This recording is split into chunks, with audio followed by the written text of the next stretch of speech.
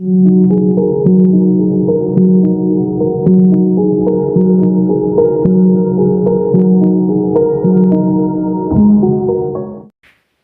सबसे पहले तो आयान ये कहना होगा कि हमें खुद रेस्ट की ज़रूरत है क्योंकि 90 प्लस ओवर्स से और लगातार आप कह सकते हैं 95 करीब ओवर से लगातार बिना कोई बॉल मिस किए आज हमने मैच देखा है। अपने सारे काम को साइड में रखकर, रेस्ट को साइड में रखकर, सारी चीज़ों को साइड में रखा और ये कल से ही प्लान था कि आज जो है वो पूरा बॉल बाय बॉल मैच देखना है। तो डेफिनेटली अब हमें भी रेस्ट की ज़रूरत है। तो पहले लेकिन उससे पहले आप लोगों के लिए एनालिसिस वीडियो तो बिल्कुल लाना बनता था।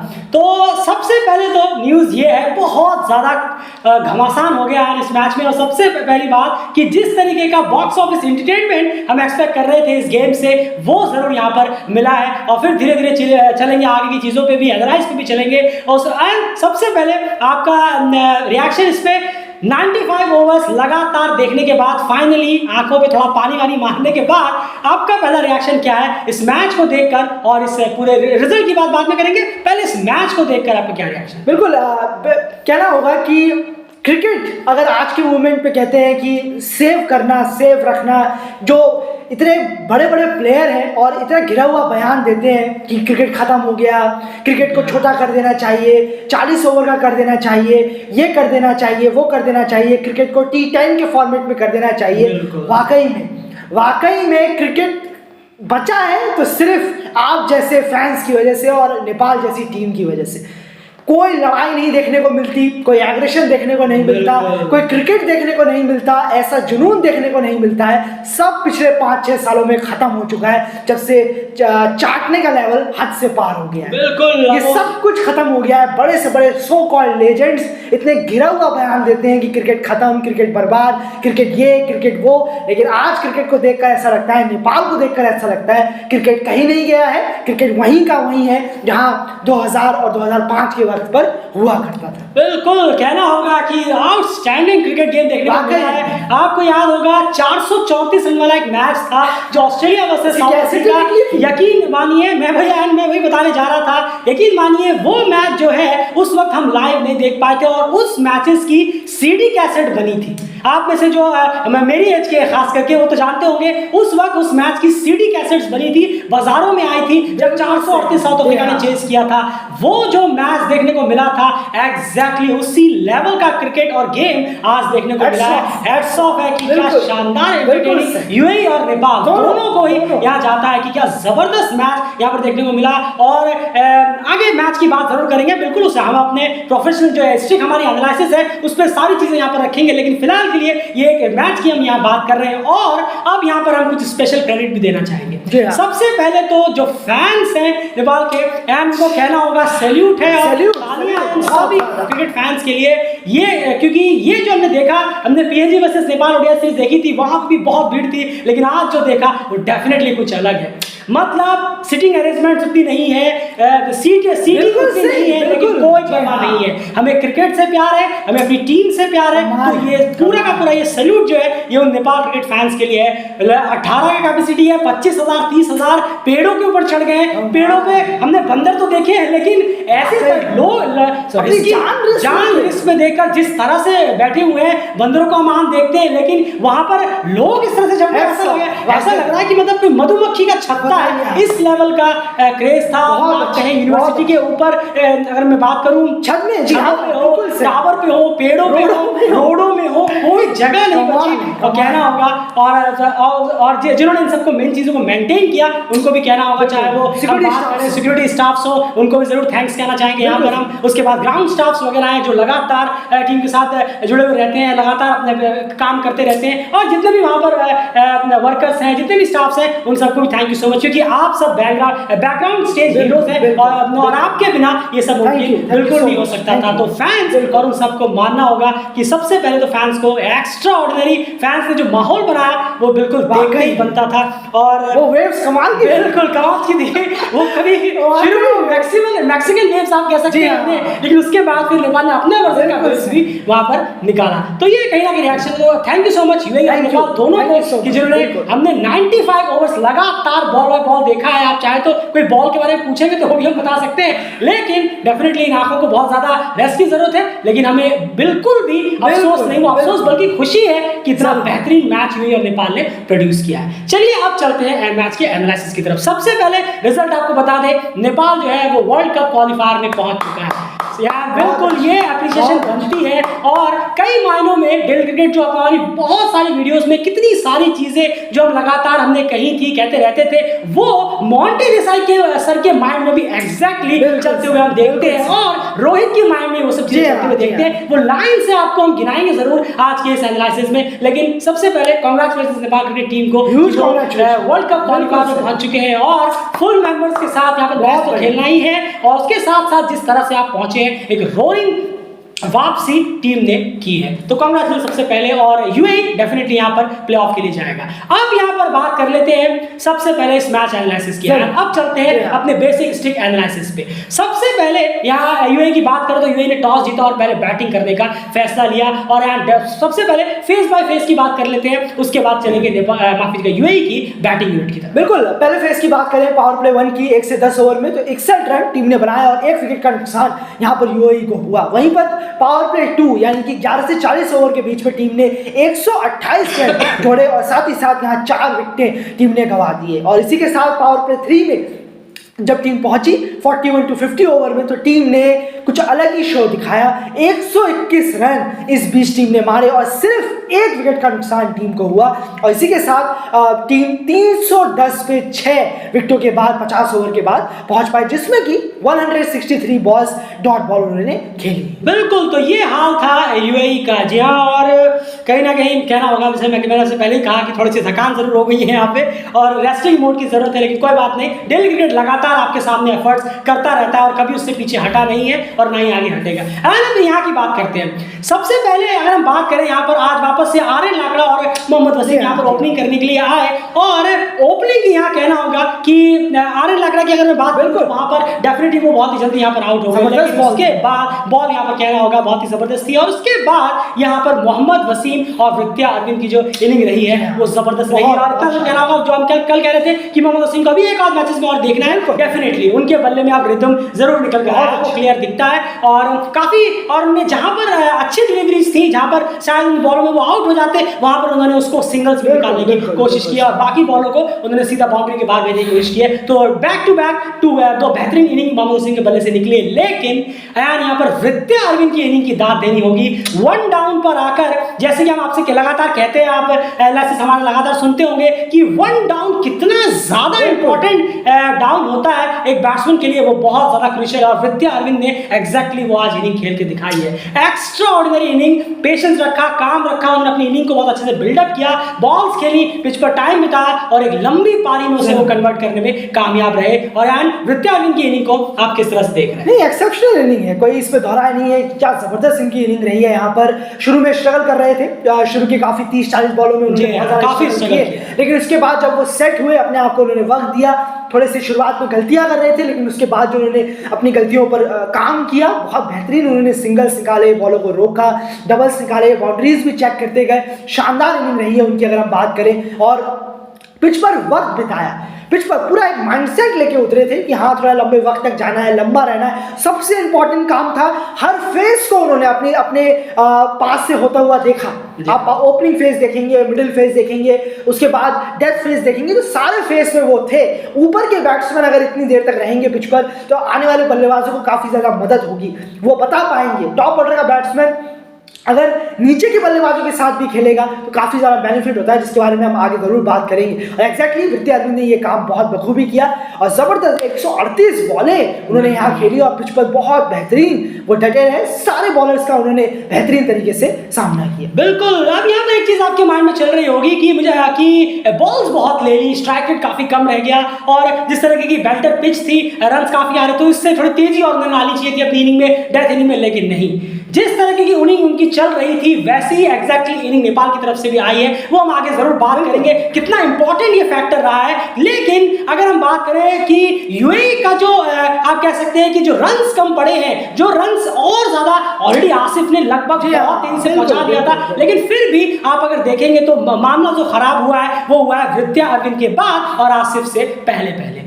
रिजवान, अयान खान और रोहन मुस्तफा इन तीनों ने मिलकर 64 बॉल्स में सिर्फ 30 रन जोड़े, जो कि 50 से कम का भी स्ट्राइक रेट कर देता है। अयान, ये जो फेस था यह एक छोटा सा फेस है, लेकिन इसे बिल्कुल नजरअंदाज मत करिए क्योंकि ये बहुत इंपॉर्टेंट फेस था। जब रिजवान का रन आउट हुआ और उसके बाद लगा कुछ ही देरों में 2-2 विकेट गिरते हुए चले गए, और ये जो फेस था रोहन और अयान और रिजवान, इन तीनों को जो नेपाल ने रोका और बॉल्स बहुत ज्यादा खिलवा दी, यहाँ पर थोड़ी सी एक छोटी सी नेपाल ने वापसी जरूर की। क्या कहेंगे इन 3 विकेट के लिए खास? नहीं, बिल्कुल आपने बहुत सही इसको जज किया आपने कि बहुत बेहतरीन यहाँ पर ये जो तीनों को आउट किया था, बॉलें कम से कम 80-90 के स्ट्राइक रेट से खेल लेते यहाँ पर तो बहुत अच्छा होता, टीम और ज्यादा स्कोर कर पाती। क्यों? क्योंकि मालूम नहीं था कि आसिफ खान अपने साथ क्या लेकर आ रहे हैं, उस वक्त नहीं मालूम था। बिल्कुल उस वक्त हम जब देख रहे थे हमें लगा कि शायद नेपाल जबरदस्त वापसी कर रहा है, यहाँ पर यूएई जो है वो बैकफुट पे जा रहा है। लेकिन विद्या अर्विन वहां पर आ रहे थे और हम आपस में ही बात कर रहे थे कि ये जब तक है तो एक अच्छा एक कॉम्पिटिटिव स्कोर यहाँ जरूर यूएई टांगने में कामयाब रहेगा, क्योंकि विद्या अर्विन काफी कंफर्टेबली खेल रहे थे शुरू के 30-40 बॉलों के बाद। पर ये 3 विकेटें जब गिरे यहाँ पर तो दिक्कतें खड़ी होना शुरू हो गई।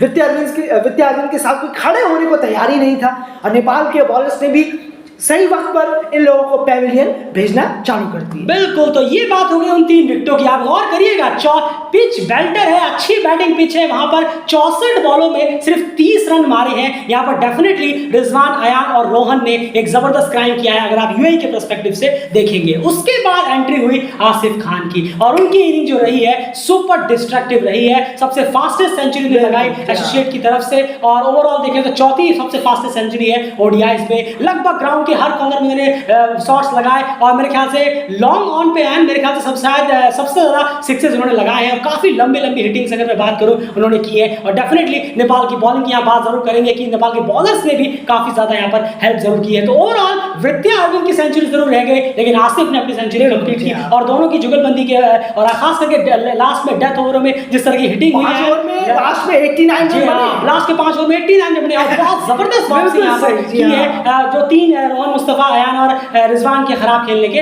बावजूद 311 का टारगेट यहाँ पर लगा दिया इस बोर्ड पे। अब यहाँ पर इतना क्लियर, अब चलते हैं नेपाल की बॉलिंग डिपार्टमेंट की तरफ और फिर चलेंगे कि बैटिंग में क्या क्या चीजें यहाँ पर करी हैं। देखिए सबसे बड़ी बात यहाँ बॉलिंग डिपार्टमेंट की अगर हम बात करें यार तो बॉलिंग में शुरुआत यहाँ पर टीम ने करी, आर्यन रखड़ा का विकेट जल्दी मिल गया, लेकिन उसके बाद चीजें आप किस तरह से यहाँ पर देख रहे हैं। कहना होगा कि आज डेफिनेटली पिच जो है वो रन्स के लिए काफी बेहतर थी, पिच पे काफी रन्स थे, काफी रन्स पिच पे आए भी हैं। लेकिन एक चीज आपके हाथ में, देखिए ये आपने चेस कर लिया नहीं कर लिया, हम जीत गए वगैरह वगैरह, ये सब चीजें उस वक्त एग्जैक्टली जब आप बॉलिंग करा रहे थे तब आपको नहीं पता है। और अगर आपको पता भी है कि नहीं इस पिच में बेल्टर है, चेस कर लेंगे, लेकिन क्या आप खुद को महसूस आप नहीं करना चाहते कि नहीं यार हम अगर अच्छे बॉलर हैं तो हमसे ये गलतियां क्यों हो, क्यों हमारे खिलाफ कोई अगर दुनिया की सबसे फास्टेस्ट सेंचुरी मारकर चला गया, एसोसिएट प्लेयर की हम बात करें, एसोसिएट प्लेयर सबसे फास्टेस्ट सेंचुरी है, क्यों ऐसा हुआ जबकि हमने काफी अच्छी बॉलिंग कराई है। और अच्छी बॉलिंग कराने के बावजूद इस तरह की परफॉर्मेंस देना ये अपने आप में कुछ सवाल जरूर आपस में खड़े करता है। अब यहाँ पर देखिए यहाँ पर अगर मैं बात करूं, अगर यहाँ पे परसेंटेज की मैं बात करूं तो जो नेपाल के बॉलर्स हैं उन्होंने अपने पूरे 50 ओवर में सिर्फ 24% बॉल्स जो है वो बॉडी लाइन पे रखी है। जी हाँ, आज हम आपको ये स्टैट इसलिए बता पा रहे हैं क्योंकि हमने खुद पूरी तरह से बिना हिले 90 पूरे का पूरा मैच जो है वो आज देखा है, इसीलिए स्टैट्स हमारे पास है। 23 या 24% जो बॉल्स हैं वो सिर्फ बॉडी लाइन पे थी, यानी स्टंप टू स्टंप थी। उसके अलावा अगर आप देखेंगे तो 76% जो बॉल्स थी वो या तो लेग में या ज्यादा ऑफ में या ज्यादा लेग में या बहुत शॉर्ट बॉल, लेकिन वो शॉर्ट इतनी ज्यादा कि उस पर कैच खड़े होने का चांसेस कम है और वो सिक्सेस जाने का चांसेस या फोर्स जाने का चांसेस ज्यादा है। एंड इसको आप किस तरह से देख रहे हैं, सिर्फ 24% बॉडी लाइन। डेफिनेटली अगर इसे 50% भी रखता नेपाल तो इस स्कोर को वो 260 तक लिमिट कर सकता था। नहीं जरूर, बहुत जितना ज्यादा बॉडी क्लोज बॉलें होती बहुत बेहतर होता है, हमें देखने को और अच्छे रिजल्ट्स मिलते हैं यहाँ पर। और क्योंकि ये जो परसेंटेज हमने बताए हैं ये बहुत कम है, अगर आप ज़्यादा इसको रखते हैं तो विकेट टू विकेट यहाँ पर जरूर कम से कम 50% तो होगा। बिल्कुल सही कहा आपने, विकेट टू विकेट रखने पे बहुत पॉसिबिलिटीज बढ़ जाती है। मुश्किल है, बहुत मुश्किल काम है यहाँ पर विकेट टू विकेट बॉल रखना लगातार किसी के लिए भी। लेकिन आपके अंदर क्या क्वालिटीज हैं ये दर्शा देता है जब आप ज़्यादा से ज़्यादा परसेंटेज विकेट टू विकेट रखते हैं। ये बॉलर की क्वालिटी दर्शाता है और फिर इतनी हाई रेटिंग होने की उम्मीद नहीं होती है। एक बॉल जरा सी क्लिक कर गई अंदर, तो कोई भी अंपायर हो क्यों ना, आप अगर DRS भी ले लेंगे तो भी आप बचने से रहें। जी हाँ, अगर आप प्लम हुए हैं, LBW हुए हैं बाय द वे, अगर बोल्डी हो गए तो खैर किस्सा ही खत्म। तो बहुत सारा पॉसिबिलिटी बन जाती है, लेकिन जो हमें आज देखने को मिला नहीं है। बिल्कुल। और संदीप लामिछाने की बात करें यार, उनका सबसे खर्चीला फिगर है ODIs में अगर हम बात करें, और डेफिनेटली आयन कहना होगा वो संदीप लामिछाने डेफिनेटली हमें नहीं दिखे जो हमें लगातार दिख रहे थे। डेफिनेटली एक ऑफ डे जरूर होता है, लेकिन ऑफ डे की अगर बात करें तो वो जो लेंथ थी वो लेंथ बहुत खराब थी। आप अगर देखेंगे, आपने रेगुलर मैचेस देखा होगा तो वहां पर डेफिनेटली कहना होगा कि 60 बॉलों में से कम मुझे ऐसा लगता है कि 25 से 30 बॉलों के आसपास संदीप लामिछाने ने आज स्लॉट बॉल्स रखी। नहीं, बहुत ज्यादा। मोहम्मद वसीम ने भी उन पर छक्का मारा था। उसके बाद आप देखेंगे आसिफ खान ने 4 शादी के, वो सब स्लॉट बॉल्स थी। बताइए आप, तो ये कुछ थी तो बहुत आगे थी कि बैकफुट पे जाके मार सकते हैं। बिल्कुल सही कहा आपने। तो ये बहुत ज्यादा कहना होगा कि आज बॉलिंग जो संदीप की रही है वो उस एरिया में नहीं रही है। गुगली का काफी कम उन्होंने इस्तेमाल किया है, बैट्समैन को आगे कम लेकर आए हैं वो। जरूर कुछ एक आध मौके बने थे, जी हाँ, जो उन्होंने बनाए। वसीम मारने गए थे लेकिन प्लेयर नहीं थे। अगर हम बात करें थर्ड मैन की तरफ, सोमपाल कामी अंदर थे, काफी थोड़ा बाहर बॉल गिरी थी वो। लेकिन एरियाज जो आज संदीप ने जिस एरियाज में बॉलिंग कराया है बहुत ज्यादा, जो वो बाकी दिनों में कराते हैं, आज काफी पुअर बॉलिंग रही है अगर हम बात करें। बिल्कुल। तो फर्स्ट फेज में क्लियरली नेपाल बहुत ज्यादा प्रेशर में था। डेफिनेटली वो अपना जो प्रेशर है उसे वो हैंडल नहीं कर पा रहे थे, वो क्लियर नजर आ रहा था बॉडी लैंग्वेज में, और बॉलर्स के भी, सोमपाल की भी काफी लाइन और लेंथ आज खराब थी। अगर आप सोमपाल कामी की भी देखेंगे तो बहुत ज्यादा लेग साइड में उन्होंने बॉल रखी है, बहुत ज्यादा बाहर रखी है, या फिर बॉडी में ऐसा नहीं हुआ कि बहुत ज्यादा दिक्कत हो रही है बैट्समैन को खेलने में और इस वजह से रन काफी खर्च किए। डेफिनेटली सामने के ओपोनेंट के बॉलर्स कितना पिटे हैं, हमने उन्हें भी बहुत मारा, वो भी बहुत खर्चीले गए। ये चीजें माइंड में नहीं होनी चाहिए। बिल्कुल। आपके माइंड में ये होना चाहिए कि नहीं, हम तो अच्छे बॉलर थे ना, हम तो खुद से कहते हैं ना कि नहीं भाई हम बहुत अच्छे बॉलर हैं, हम बेहतर बॉलर हैं, हमारा ग्राउंड है। डेफिनेटली हम ये गलती नहीं कर सकते, दुनिया कोई भी गलती करे, दुनिया कुछ भी करे, हमें तो अपनी बॉलिंग पे स्टिक रहना है। डेफिनेटली यहाँ 50 रन कम से कम बचाए जा सकते थे अगर बॉडी लाइन का जो परसेंटेज है वो 24 से कम 50% होता। डेफिनेटली कहना होगा कि नेपाल ने बॉलिंग डिपार्टमेंट में बहुत ही ज्यादा पुअर यहाँ पर काम किया है। और यार आज क्लियर नजर आया कि टीम जो है वो थर्ड पेसर की कमी कितनी ज्यादा खल रही थी, और ये चीज बहुत बेहतर कर देगी। और सेकंड स्पिनर होने का यार एक जबरदस्त फायदा आज देखिए आप कि उस सेकंड स्पिनर ने इतनी आंधी के बीच में एक जबरदस्त इकोनॉमिकल स्पेल निकाल दिया, सिर्फ 2.7 की इकोनॉमी से। सेकंड स्पिनर होने का ये कितना बड़ा फायदा यहाँ पर आज देखने को मिला है, क्योंकि पार्ट टाइम बॉलर्स आज जबरदस्त रन के लिए गए, चाहे हम बात करें कुशल मल्ला की या फिर हम बात करें गुलशन झा की। नहीं, बिल्कुल सही कहा आपने। और दीपेंद्र सिंह यारी ने अच्छी बॉलिंग कराई, बहुत शानदार बॉलिंग, बहुत बेहतरीन बॉलिंग कराई। उन्होंने 8 ओवर में 2 मेडल, 19 रन, 2 विकेट निकाले। बहुत अच्छी ब्रेक थ्रोज भी उन्होंने दिलाए बेहतर टाइम पर आकर। ललित राजवंशी ने शुरू में जो बॉलिंग कराई है, कमाल की बॉलिंग रही है। आर्यन लाकड़ा को उन्होंने ऑफ स्टंप पे बॉल डाला, वो सीधा ऑफ स्टंप उड़ गया उनका, वो ड्राइव मारने के लिए जा रहे थे। वाकई कमाल की बॉलिंग कराई, बेहतर लाइन और लेंथ पे रखी है, मिस कराई। वृत्ति अरविंद को बिल्कुल हमें याद है जब वृत्ति अरविंद आए, नए आए, तो बहुत एकदम बिल्कुल उनके बल्ले के किनारा लेते हुए छूकर ही गई होगी, लेकिन मैं ऐसे ही कह रहा हूँ, छूकर गई, ऑलमोस्ट छूकर ही जाने वाली थी वो बॉल, लेकिन जबरदस्त बॉल थी। ललित ने बेहतरीन साथ दिया है। सेकंड स्पिनर होने का क्या इफेक्टिव होता है वो आज नेपाल को बहुत मालूम पड़ा होगा। बिल्कुल। और प्लीज रिक्वेस्ट रहेगा थर्ड पेसर को इंक्लूड करिए यहाँ पर और कंटिन्यूसली खिलाइए। डेफिनेटली सॉरी, यहाँ पर अगर आप थर्ड पेसर को इंक्लूड करते हैं, बहुत सॉलिड यहाँ पर आपको प्रॉफिट मिलने वाला है, ताकि आप जितना कम पार्ट टाइमर्स पर डिपेंड रहेंगे उतना बेहतर होगा। एक दीपेंद्र सिंह यारी कराते हैं वहां तक काफी रहेगा। तो डेफिनेटली डेली क्रिकेट उसी बात पे आज भी कायम रहेगा। सेकंड स्पिनर ने 2.7 की इकोनॉमी रखी है उस डे में जहां पर आपका प्राइम स्पिनर 8 की इकोनॉमी से रन दे रहा था। डेफिनेटली ये डीसी की उस बात पे भी मोहर है कि आप सेकंड स्पिनर और थर्ड पेसर को भी अब तैयार करना शुरू करिए, कंटिन्यूसली बेसिस पर बिठाइए मत, लगातार खिलाइए। तो ये बॉलिंग का हाल रहा।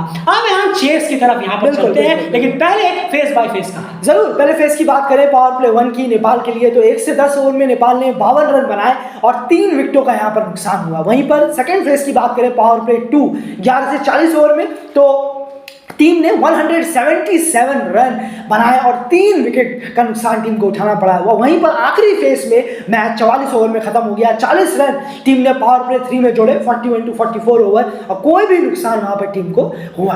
बिल्कुल, ये बात हो गई यहाँ पर फेस बाय फेस की। 40 रन जोड़े, माफ कीजिएगा, आखिरी फेस में जो 41 to 44 ओवर। बिल्कुल, उसमें कोई दरार नहीं है। खैर, अब यहाँ बात करते हैं नेपाल की बैटिंग की।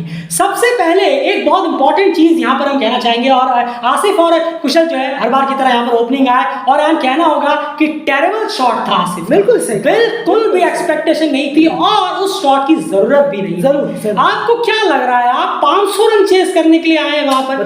300 बॉलों में 312 रन चाहिए। एग्रेसिव अप्रोच का मतलब ये नहीं होता कि आप अंधाधुंध बल्ला चलाएं, और आसिफ जो है वो already cricket world cup league 2 में नेपाल के लिए हाईएस्ट रन गेटर है। और ऐसा नहीं है कि आसिफ ऐसे हम बड़ी वो डिसअपॉइंट हो गए, ये हो गए, वो हो गए, कि आसिफ ने क्या कर दिया, वो कर दिया। नहीं, आपने बहुत टॉप इनिंग खेली है। अगर वो 81 वाली इनिंग आपकी नहीं आती संदीप के साथ, तो अगर वो मैच टीम हार जाती, तो आज इस मैच में टीम वर्ल्ड कप क्वालिफायर नहीं पहुंच पाती। सबका अपना अपना अलग अलग योगदान रहा है, लेकिन आसिफ डेफिनेटली ये शॉट देखकर बिल्कुल हैरानी हुई कि ये शॉट आपने खेला। बिल्कुल भी जरूरत नहीं थी। पहले 1-2 बॉलें देख तो लीजिए, बिल्कुल 1-2-3 बॉलें मोहम्मद वसीम तक ने 2-3 बॉलें देखी, फिर हिटिंग चालू की, तो वो बिल्कुल भी अननेसेसरी शॉट आसिफ की तरफ से था। उसके बाद 1 डाउन यहाँ पर आया कुशल मल्ला, और जैसे कि हमने मैच रिव्यू में भी डेल क्रिकेट ने आपके सामने कहा था, और अयान की तरफ से ये स्टेटमेंट निकल कर आया था कि कुशल मल्ला डेफिनेटली डेल क्रिकेट को नहीं लगता कि वो 1 डाउन में बिल्कुल भी फिट बैठते हैं। कुशल मल्ला अगर नीचे के डाउन पर आ जाते हैं तो शायद धकमर भी इसकी जरूरत नहीं पड़ती, उससे पहले ही मैच खत्म हो जाता।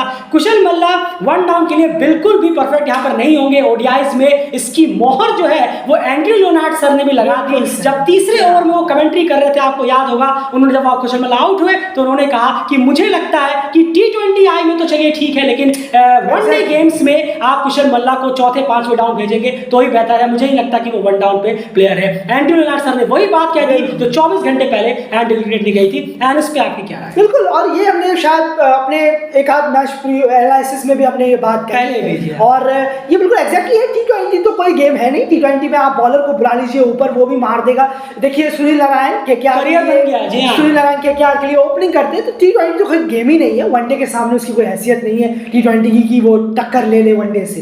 लेकिन वनडे में ये 50 ओवर में ये बात अलग हो जाती है। यहाँ पर ऐसे प्लेयर हमने तो नहीं देखा आज तक, जितना क्रिकेट हमने देखा है, कि 1 डाउन में ऐसे कोई प्लेयर आए हो जिसका स्ट्राइक रेट 125-130 का हो। वनडे की बात कर रहे हैं, 50 ओवर क्रिकेट की बात कर रहे हैं। हमेशा यहाँ पर वही प्लेयर आते हैं जिनका स्ट्राइक रेट है 80 का, 85 का, 75 का, 90 का। इनिंग्स बिल्डअप करने के लिए जाते हैं। 1-2 डाउन ये है ही ऐसा कि लंबी इनिंग खेले, खूब देर तक पिच पर टिके और स्कोर को बनाए या तो चेस करवाएं। ये 2 चीजें यहाँ से उम्मीद होती है। लेकिन कुशल मल्ला को आप खुद ही देखिए, कुशल मल्ला ने 60 रन मेरे ख्याल में मारे हैं। 50 मारी थी, बड़ी तेज तरह उन्होंने मारे, टीम को जिताया भी। नीचे आगे दीपेंद्र सिंह हैरी या रोहित के साथ उन्होंने पार्टनरशिप की। वो कब आए थे, उनका थोड़ा डाउन चेक करिए और वहां पर जाके देखिए कब आए थे, वो आपको पता चल जाएगा। 1 डाउन नहीं, वो तीसरे या चौथे डाउन पर आकर उन्होंने बल्लेबाजी की, वो अलग हो जाता है। वो सब अलग डाउन है, लेकिन 1 और 2 ये तो बहुत ही खतरनाक डाउन हो जाते हैं 50 ओवर क्रिकेट में। बिल्कुल, और कहीं ना कहीं एंड्रयू लियोनार्ड सर को भी कहना होगा कि उन्होंने एग्जैक्टली वही बात कही है। आप चाहे तो हाईलाइट पे वापस से सुनिएगा, और आपने सुना होगा कमेंट्री में तीसरा ओवर वो चल रहा था और उन्होंने खुद ये अपने मुंह से भी कहा कि डेफिनेटली मुझे नहीं लगता कि कुशल मल्ला को ओडीआई में 1 डाउन भेजना चाहिए, वो इस डाउन के लिए सूटेबल नहीं है। अब यहाँ बात करते हैं आगे रोहित पटेल की। डेफिनेटली प्रेशर बिल्डअप हो रहा था, लगातार विकेट्स वहां पर गिरे। एक तरफ कुशल बुटल जरूर थे, लेकिन कुछ डॉट बॉल्स के बाद लगातार प्रेशर जरूर बना था, लेकिन रोहित पटेल से वो शॉट एक्सपेक्टेड नहीं था। उस शॉट की जरूरत नहीं थी मुझे हिसाब से। अच्छा खासा एक छोटी सी पार्टनरशिप जरूर हुई थी रोहित और कुशल में, और वो धीरे धीरे इस पार्टनरशिप को बिल्डअप करके ले जाते तो बहुत बेहतर होता। लेकिन वहां पर एक शॉट खिला, लेकिन कहना होगा उन्होंने सोचा था कि मैं किसी तरह से 30 आपको क्रॉस करा दूं, उनके पास में ये था, लेकिन कहना होगा कि मोहम्मद वसीम की एक्स्ट्रा ऑर्डिनरी कैच जो रही है वन हैंडली, वो उसकी वजह से आउट हो गए। यहाँ पर और ज्यादा टीम खतरे में आ गई, और अब यहाँ पर इंक्लूड हुई है एक one of the biggest find की। अगर हम बात करें पिछले 1 महीने में नेपाल क्रिकेट के लिए भीम शार्की की, आपको याद होगा जब भीम शार्की ने पहली इनिंग खेली थी तो हमने यहाँ पर आपके सामने कहा था कि नहीं, हम चाहेंगे, हम अभी डेलीगेट आपकी तारीफ नहीं करना चाहेगा, हम चाहेंगे आप इसे कंसिस्टेंसी बनाए रखिए, लगातार करिए, आप टीम के काम आइए, लगातार करिए। भीम ने एक और अच्छी इनिंग खेली, हमने वहां पर उनके बारे में बात की और तारीफ की, और अब अब अयान वापस से उन्होंने अपनी कंसिस्टेंसी दिखाई है। आप किस तरह से देख रहे हैं भीम और उसके बाद आरिफ शेख की इनिंग की, दोनों की जो ये पार्टनरशिप रही है और इनिंग रही है, इसको आप किस तरह से देख रहे हैं, और स्पेसिफिकली भीम? बिल्कुल जबरदस्त इनिंग रही है। इस उम्र में इतनी बड़ी इनिंग खेलना, इतना प्रेशराइज मैच खेलना, खेलिए ऐसी इनिंग्स खेलिए, ऐसी इनिंग प्लेयरों को बहुत अच्छे ऐसी इनिंग प्लेयर्स को बनाती हैं। अगर आपको बनना है, कुछ करना है, कुछ आम प्लेयर बनना है तो आप 10-15 रन बनाकर घर बैठ सकते थे, इट्स ओके, कोई बात नहीं। टीम हार रही है, हार के आप चले जाएं सीधा, कुछ बातें होंगी, एक तो बातें होंगी। अगर आपके सपने बड़े नहीं है तो, अगर आप चाहते हैं मैं आम प्लेयर बन के रहूं तो इट्स ओके, कोई बात नहीं, आप 10-15 मार के बैठ जाइए घर में। लेकिन चाहते हैं कि मेरे अंदर कुछ टैलेंट है, मैं उसकी कदर करूं, उसकी इज्जत करूं, कुछ बड़ा करूं, अपने जो मेरे अंदर है वो मैं अपने, आप क्रिकेट में आए हैं, देश के लिए खेल रहे हैं तो मैं देश को रिटर्न करूं। ये ऐसी इनिंग है जो देश को रिटर्न करने के लिए काम आती है। बिल्कुल, आप सर्व कर रहे हैं देश को, और क्या सर्व कर रहे हैं इसको, ये देखिए अपना लेवल। आप इस यंग एज में ऐसी इनिंगें खेलेंगे, करियर आपका देखिएगा कहाँ जाएगा। आज डेली क्रिकेट कह रहा है, मेरे ख्याल से आज 16 मार्च है, आज 16 मार्च है, इस डेट को सेव करके रख लीजिए। इस तरीके की इनिंग भीम शार्की को बहुत बड़ा प्लेयर बनाएंगी। आज से 2-3 साल बाद, 4 साल बाद आप खुद देख लीजिएगा उनके रिकॉर्ड्स, उनके स्टैट्स उठाकर। बिल्कुल, इसमें कोई दौरा नहीं है। और उसके बाद बात करें यहाँ पर, और एक चीज और, यहाँ पर उनका wicket line to line wicket गिरा, जुनैद सिद्दीकी। यही बात, यही जो हम पिछले इनिंग में कह रहे थे कि लाइन और लेंथ के साथ अगर आप विकेट टू विकेट बॉल रखेंगे तो बैट्समैन कभी ना कभी मिस करेगा और तब आपकी बॉल उनके पैड पे स्टंप पे हिट करेगी। और वही एग्जैक्टली सिद्दीकी का हुआ। इतनी कंपोज इनिंग भीम शार्की की रही, लेकिन वो एक बार उनका बल्ला चूका बॉल से कनेक्ट करने में और डब्ल्यू आउट होता है। और ये होता है यू मिस आई हिट, ये कहावत आपने सुनी है। यही एग्जैक्टली अगर नेपाल के 24% को 50% लेके आते हैं, ये स्कोर 311 पहुंचता ही नहीं, 260 के आसपास बुक नेपाल यूएई जो है वो हो जाता है। उसके बाद आरिफ शेख की इनिंग की बात करें, कितनी बार बात करें आरिफ शेख की कितनी बार बात करें, मुझे ही लगता है कि डेल क्रिकेट से ज्यादा भरोसा उन पे किसी ने जताया होगा डेफिनेटली। और कोच सर वगैरह जो उन्हें वापस लेकर आए, उनको उनका डाउन दिया, और लगातार जब टीम खराब कर रही थी तब भी हमने ये चीजें लगातार कही है कि आरिफ शेख जो है वो बहुत ज्यादा अंडररेटेड प्लेयर है। और यकीन मानिए अभी भी वो अंडररेटेड प्लेयर रहेंगे।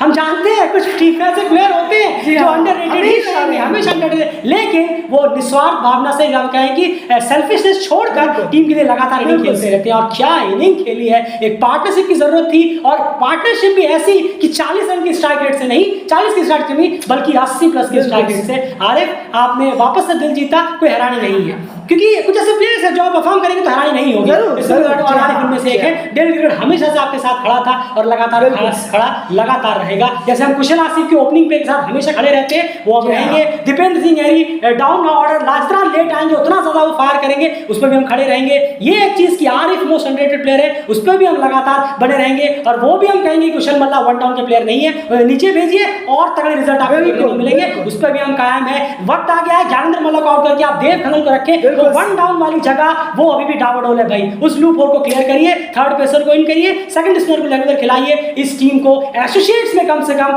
हराना ना, आप कह सकते हैं चने चबा, लोहे के चने चबाने जैसा हाल हो जाएगा। उसके बाद यहाँ नीचे आते हैं, इन्होंने पार्टनरशिप बिल्ड करके दी, एक बेस तैयार किया, स्ट्रॉन्ग बेस था। इन्होंने रिवार्ड यूनिट को उतना बढ़ने नहीं दिया। फिर आए गुलशन झा, शुरू में उनका रन रेट थोड़ा सा स्लो चल रहा था, लेकिन उन्होंने उसके बाद पेस बढ़ाया, और उसके बाद आरिफ जरूर आउट हो गए। फिर दीपेंद्र सिंह यारी की यहाँ पर एंट्री हुई, और यहाँ पर एक गुलशन झा की जो इनिंग रही है उसे आप किस तरह से देख रहे हैं? जरूर वाकई कमाल की इनिंग रही है, कहना होगा। जिस तरीके से गुलशन झा 104 की स्ट्राइक रेट कन्वर्ट कर रहे हैं, 25-30 वो लगातार कर रहे हैं इस टीम के लिए, और इस डाउन पर आकर वो जबरदस्त बैटिंग कर रहे हैं। कहना होगा वो सूट उन्हें हो रहा है। ये अगर डाउन ऑर्डर हम कहें, बहुत शानदार। आज उन्होंने हाफ सेंचुरी भी लगाई अपनी पहली, मेरे ख्याल में पहली उनकी और इस टाइम पे आ गया है, कमाल है। तो ये एग्जैक्टली इसलिए हम कह रहे हैं कि आप किस वक्त आपकी इनिंग काम आती है, क्या आप इससे अपने क्रिकेट से कुछ सीख भी रहे हैं या नहीं, जो आप पीछे इनिंग खेल कर आ रहे हैं। बिल्कुल, तो ये प्लेयर सीख भी रहे हैं अपने क्रिकेट से, खाली खेल कर 5-10 रन बनाकर आउट नहीं हो रहे, ये खेल कर सीख भी रहे हैं। और ये हमें चीजें दिख रही हैं, जो एक बार जो दिख रहा है इनिंग्स का, हर अलग अलग प्लेयर आकर अलग अलग वक्त पर चल रहा है, जबरदस्त खेल रहा है, जबरदस्त लोअर ऑर्डर बेहतरीन कंट्रीब्यूशन कर रहा है, मिडिल और लोअर ऑर्डर दोनों जबरदस्त खेल रहे हैं। और वाकई उसी का नमूना है कि आज गुलशन झा ने भी बहुत शानदार, कुशल गुर्देल ने भी ऊपर 50 रन मारे, भूलना नहीं चाहिए हमें, फुल क्रेडिट है उन्हें। तेज तरह उन्होंने खेला, बहुत बेहतर इनिंग उन्होंने भी खेली। पर नीचे आकर जिस तरीके से लगातार पार्टनरशिप हुई भीम आरिफ की, फिर आरिफ गुलशन की लगातार यहाँ पार्टनरशिप हुआ, ये यूएई को धकेलते हुए चले। बिल्कुल डेफिनेटली आयन कुशल बुर्तल की मैं पूरी तरह से वो मिस आउट ही हो गया इन सब चीजों में। डेफिनेटली कहना होगा 35 बॉलों में 50 उन्होंने मारी है और सबसे इंपॉर्टेंटली जी हाँ सबसे काम उनका जो उन्होंने किया वो उन्होंने किया और रन रेट को चेकिंग रखा। बिल्कुल रिक्वायर्ड रन रेट को उन्होंने मेंटेन रखा और ये यहाँ पर दाद जरूर देनी होगी। और उसके बाद नीचे आकर गुलशन झा ने जो इनिंग खेली है वो लाजवाब रही है और यहाँ पर फिर उन्होंने दीपेंद्र सिंह ऐरी को इंक्लूड किया और दीपेंद्र सिंह ऐरी के लिए परफेक्ट प्लेटफॉर्म था। यकीन मानिए डकवर्थ इसकी वजह से 9 रन से यहाँ पर जरूर मिली है। वो आगे यहाँ पर चल रहे थे गुलशन झा ने, वो बात करेंगे बॉलिंग डिपार्टमेंट में कहाँ वो सबसे बड़ी गलती हुई है मोहम्मद वसीम से। मोहम्मद वसीम ने बाबर आजम वाली गलती यहाँ पर दोहराई है, वो क्या है आगे जरूर जानिएगा, एनालिसिस को यहाँ बिल्कुल मत छोड़िए। दीपेंद्र सिंह ऐरी जिनको भी ये शक था कि ये मैच शायद यूएई की तरफ जा सकता था वगैरह वगैरह, वो यकीन मानिए दीपेंद्र सिंह ऐरी इसी तरह के इनिंग्स के लिए बने। डेल क्रिकेट वापस से कहेगा देखिए आज भी वो 11 बॉलों में 10 रन थे और उनका एक शॉट भी देखकर ऐसा नहीं लगा कि दीपेंद्र सिंह स्ट्रगल करेंगे। ऐसा लगा था कि बस वो डीप तक लेकर जा रहे हैं, एक दो बॉलों में उठाकर मारेंगे और ग्राउंड पार होगी और इस मैच को जिता देंगे जैसे उन्होंने पिछले इनिंग में खेला। डेली क्रिकेट ये कब से कहता आ रहा है कि अगर आपको दीपेंद्र सिंह ऐरी से कंट्रीब्यूशन चाहिए तो बैट्समैनों को मिडिल ऑर्डर को मेक श्योर करना है कि वो 35-40 ओवर तक गेम को लेकर जाए। बिल्कुल सही। और उसके बाद आप देखिए यही दीपेंद्र सिंह ऐरी आपको फायर जैसे नजर आएंगे और ये देखने को मिला पिछले मैच भी। और ये अगर मैच पूरा जाता आप देखते हैं यही प्लेयर जो है ये नॉट आउट होकर आते और टीम को मैच जिता कर जाते। लेकिन एट द एंड कहना होगा आउटस्टैंडिंग टीम एफर्ट। और एक चीज और लगातार क्रिकेट आपसे बहुत पहले चीजें से कहता आ रहा है कि आखिर बैट्समैन रिक्वायर्ड रेट के हिसाब से बैटिंग क्यों नहीं नहीं आप आज देखिए और वो देखने को मिला है, सिर्फ आज ही नहीं कई वक्त से हम देखने को मिला। और आज उसका एक और एग्जांपल है कि आखिर आप रिक्वायर्ड रेट के रिक्वायरमेंट देखते हैं, आप बोर्ड में देखते क्यों नहीं है कि हमें रिक्वायरमेंट इतना चाहिए, हमें उतना ही मारना है, उसके बाद निकल लेना है। और ये बहुत बखूबी किया है पूरी की पूरी नेपाल के बैटिंग ऑर्डर ने, खास करके मिडिल ऑर्डर से यहाँ की बात करें और कुशल बुर्तल ने भी। अब यहाँ चलते हैं बॉलिंग की तरफ। मोहम्मद वसीम की यहाँ अगर बात करें कहना होगा यार बाबर आजम को उन्होंने रिपीट किया। आपको याद होगा T20 world cup India versus Pakistan का जो मैच था इस बार बाबर आजम लगातार अपने पेसर से ओवर कराए जा रहे थे, बेहतरीन ओवर कराए जा रहे थे, बहुत अच्छा था, इंडिया जबरदस्त प्रेशर में था। लेकिन वो एक चीज भूल रहे थे कि मैंने अपने एक पेसर के सारे ओवर करा दिए हैं, अब 2 ओवर यहाँ बच रहे हैं, वो 2 ओवर हैं स्पिनर के जो थे नवाज।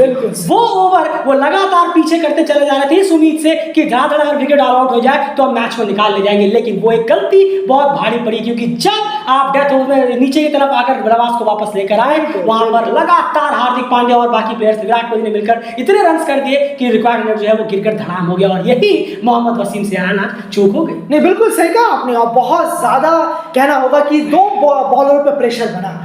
कहेंगे एक जुनैद सिद्दीकी थे और एक जहूर खान, बिल्कुल इन्हीं पर पूरा प्रेशर बन गया, इन्हीं पर पूरा मैच आ गया था। उसके बाद जब अयान खान ने इतनी अच्छी शुरुआत दिलाई, 2 विकेट उन्होंने निकाले वहां पर, लेकिन उसके बाद कहना होगा कोई भी बॉलर यूएई के लिए खड़ा नहीं उतर सका। बिल्कुल किसी ने भी एक up to the mark perform नहीं किया। इनके अलावा इस जगह पर इस पिच पर आकर सिर्फ जुनैद सिद्दीकी ने और जहूर खान ने और मोहम्मद वसीम ने तो खैर हद ही कर दी। जब वही आपने कहा प्लान ही नहीं था, बिल्कुल यही सारे ओवर खत्म हो चुके थे इन 2 बॉलर्स। बिल्कुल यही तो दिक्कत है, उनके पास ओवर्स नहीं बचे थे तो और हजरत बिलाल जो है वो बाहर थे चोट की वजह से, तब उन्हें खुद को लाना पड़ा और जब वो खुद को लेके आए वो ओवर था मैच का टर्निंग पॉइंट। डकवर्थ लुईस में उस ओवर से पीछे नेपाल, उस ओवर से पहले नेपाल पीछे चल रहा था, लेकिन उस ओवर के बाद डेफिनेटली नेपाल ने पूरा एज किया। गुलशन झा ने एक छक्का और बैक टू बैक 3 चौके मारकर पूरा जो मोमेंटम है वो नेपाल की तरफ शिफ्ट कर दिया। डकवर्थ उसका स्कोर भी शिफ्ट कर दिया।